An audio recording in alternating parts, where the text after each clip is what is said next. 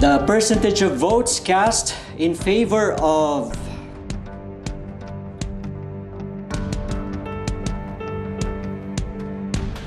Miss Diana Lamadrid to be retained as the CEO of this company.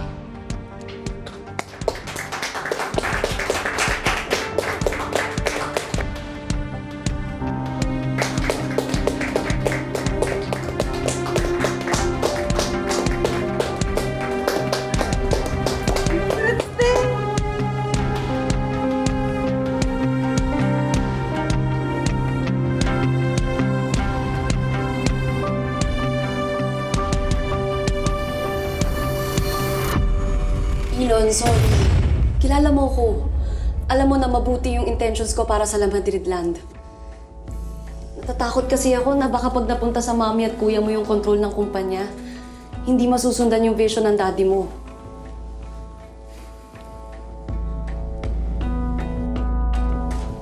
I understand, Tita Diana.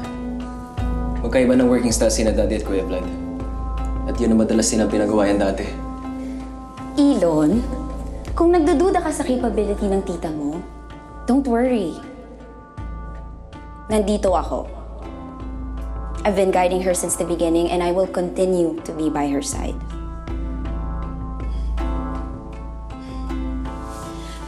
Ako rin, Elon, susuportahan ko si Ate Diana. Lahat gagawin ko para makatulong sa kanya. It's not that. Tita Diana, I believe in you. Alam mo yun, di ba? Naiintindihan ko. Sila na lang ang natitira sa'yo. Pamilya mo ang kakalabanin mo kapag sa akin mo binigay yung boto mo. I'm sorry, Elon, ha, kung hiningi ko pa to sa'yo. That's okay. Choose them, Elon.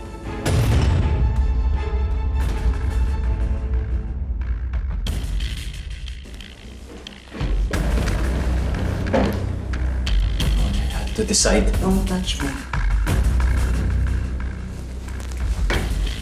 How can you allow this woman of ill repute to run this company? Napatunayan na ni Diana ang kakayanan niya many times sa Sinda. That's because of my father. My father was always behind her. At ngayon wala na siya. Sige, tingnan natin. Diana will not survive. Don't underestimate me, Vlad.